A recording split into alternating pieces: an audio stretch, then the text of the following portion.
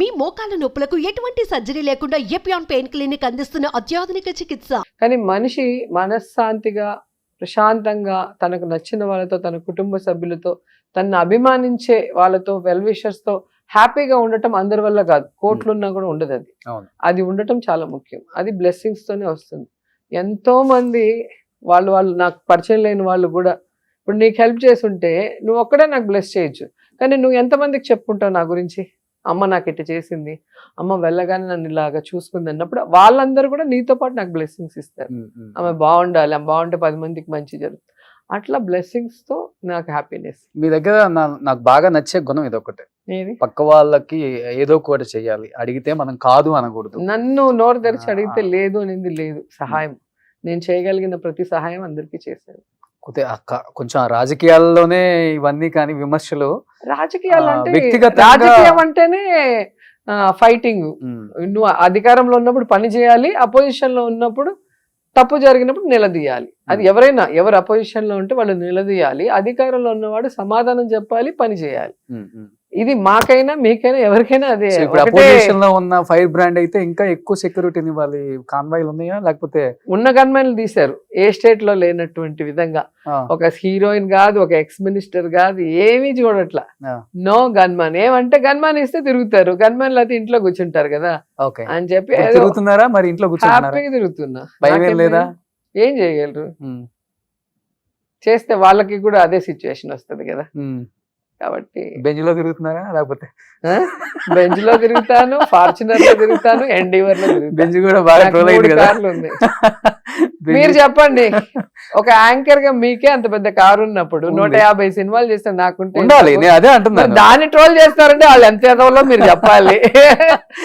ఇది కానీ మీ మెయింటెనెన్స్ అవుతుంది ఒక 5-6 లక్షల నెలకి, చీరలకి, జ్యువెలరీకి, వీటికి అవుతుంది అంతే కదా.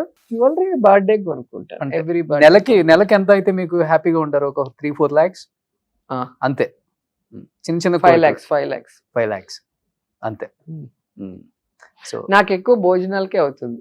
వచ్చిన వాళ్ళకి భోజనాలు పెట్టడానికి డబ్బులు ఎక్కువ అవుతుంది. ఇప్పటికి నాకు ఎవరింటికి వచ్చినా కూడా వాళ్ళు సంతృప్తిగా తిని హ్యాపీగా వాళ్ళు వెళ్ళాలి. అంటే మన ఇంటికి వచ్చామన్న ఫీల్ వాళ్ళు ఉండాలి. అది నాకు బాగా ఇష్టం. ఎవ్రీ వెడ్నెస్డే మీ నియోజకవర్గంలో ప్రెగ్నెంట్ లేడీస్ కి ఫుడ్ పెడుతున్నారు కదా, అది బాగా నచ్చింది. నాకు చాలా ఇష్టం అది కూడా. ఎందుకంటే నేను ప్రెగ్నెంట్ గా ఉన్నప్పుడు నాకు తెలుసు కదా ఆకలి ఎక్కువగా ఉంటుంది. అండ్ వీళ్ళు మార్నింగ్ వచ్చేస్తారు స్కానింగ్ కి హాస్పిటల్స్ కి విలేజెస్ నుండి. సో వాళ్ళు ఇంటికి వెళ్ళే కొద్దికి ఈవినింగ్ అవుతుంది. అందుకని వాళ్ళకి వేడిగా quality food with egg, banana, చిక్కీతో కూడా పెడతాను నేను. అది నాకు మనసుకి సంతృప్తి వస్తుంది. ఇప్పటికి కూడా చేస్తున్నాను, ఇప్పటికి కూడా. సూపర్. అది నాకు మనసుకు సంతృప్తినిచ్చే విషయం. అది ఎప్పుడు చేస్తున్నాను. 400 members వస్తారు 2 హాస్పిటల్, నగిరి ఒకటి, ఎవ్రీ బుధవారం. ఆశీస్సులు ఉంటాయి. ఇప్పుడు ప్రెగ్నెంట్ లేడీయే కదా, ఆమెతో వచ్చే వాళ్ళ హస్బెండ్ లేదా మదర్ అత్త ఎవరు వస్తారు, వాళ్ళు కూడా తింటారు. ఎవరికి లేదని చెప్పము. సో ఇప్పుడు ఇన్కమ్ సోర్స్ ఏంటండి? అంటే ఇప్పుడు రాజకీయాల్లోకి వచ్చిన తర్వాత ఉన్నదే పోగొట్టుకున్నానని చెప్పారు కాబట్టి, అన్ని పోయినా చెన్నైలో ఒక 500 నుంచి 700 కోట్ల ఆస్తులు ఉంటాయి రోజా గారిది అనేది ఒక టాక్. నీకు కావాలా? సో అప్పుడులోనే గ్రౌండ్లు కొనేసారు ఆమె హీరోయిన్ ఉన్నప్పుడే. అప్పుడు ఎంత ఏంటి ఇన్కమ్ ట్యాక్స్ వాళ్ళకి ఇంటిస్తున్నావా ఏంటి రైడ్ చేయమని?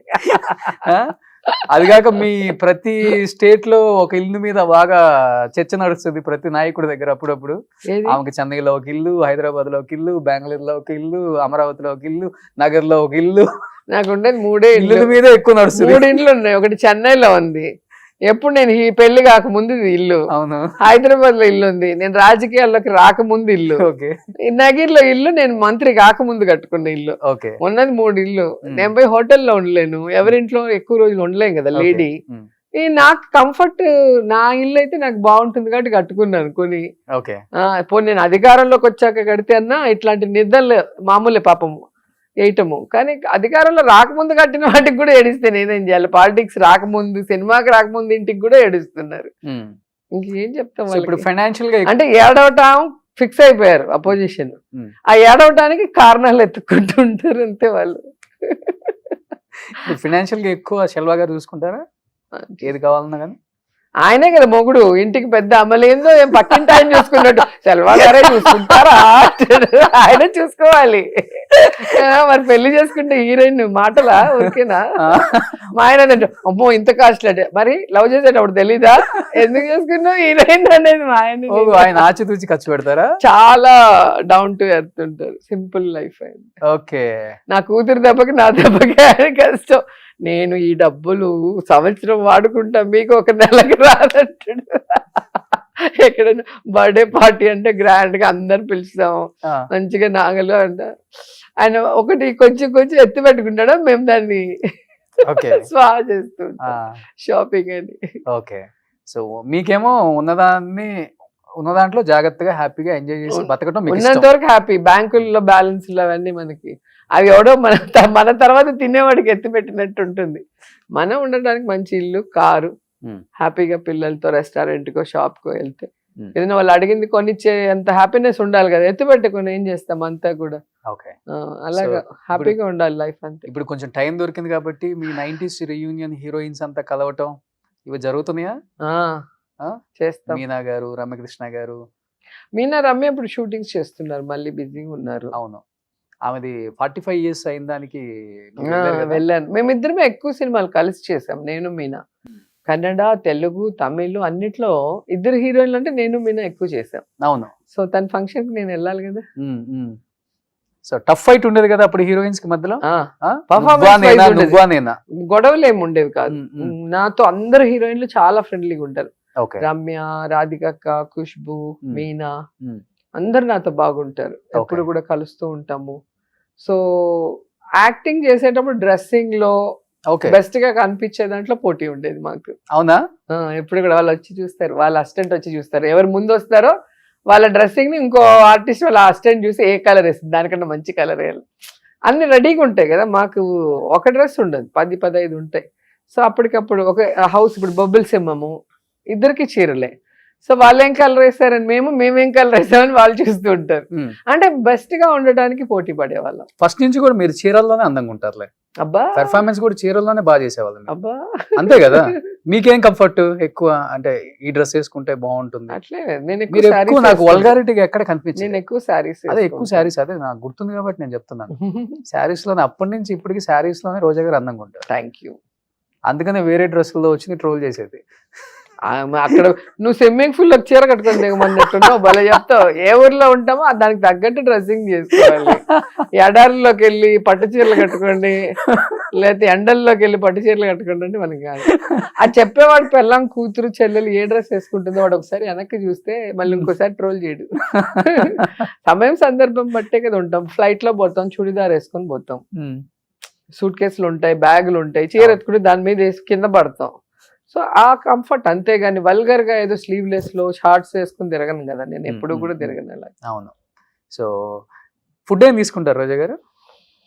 ఫుడ్ బాగా ఇష్టంగా తింటా, కొంచెం తిన్నా ఇష్టంగా తింటా. ఇప్పుడైతే కార్తీక మాసంలో ఉన్నాను, ఫుల్ వెజ్, అందుకే. ఓకే.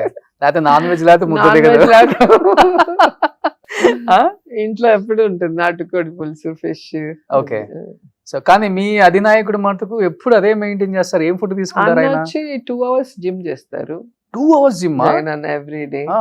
అండ్ ఫుడ్ కూడా చాలా లిమిటెడ్ గా, అన్ని ఏమంటారు ఆకుకూరలు, ఫ్రూట్స్, వెజిటబుల్స్ అవే ఎక్కువ తింటారు. రైస్ అవి తిన్నారు అందరూ అంతే.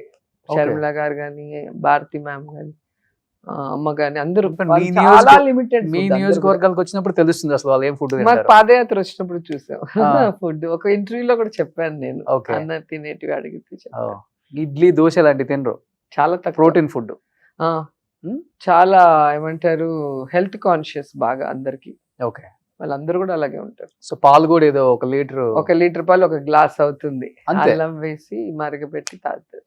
మీరు ఫాలో అయ్యారు నెక్స్ట్ అదేమన్నా ఆయన డైట్ ని? ఫాలో అవట్లే మీరు? ఇంకా నేను బాగా తింటాను, ఫుడ్ ఇష్టం ఫస్ట్ నుంచి కూడా బాగా ఇష్టం. వెంకటేష్ గారు ఇలా చూసేవాళ్ళు, ఇంత పెద్ద క్యారేజ్ వచ్చేది, అందరం కూర్చొని తినేవాళ్ళం. నాతో షూటింగ్ ఉందంటే అందరికి భోజనాలు. అలా ప్రభు గారు, శివాజీ గణేష్ వాళ్ళ అబ్బాయి ఉంటే అందరికి భోజనాలు. అట్లా మేము ఎంజాయ్ చేయడమే కాకుండా ఫుడ్ అందరికి పెడతాం. ఓకే. వెంకటేష్ సార్ వాళ్ళంతా కూడా లిమిటెడ్ ఫుడ్ తింటారా, వాళ్ళు మా క్యారేజ్ చూస్తే ఇట్లా చూస్తారు, హీరోయిన్ ఏంటి లేకపోతే క్యారేజ్ వచ్చిందని ఫస్ట్ డే నాకైతే ఆ ఎక్స్ప్రెషన్ ఇప్పటికీ గుర్తుండిపోయింది అసలు. ఓకే.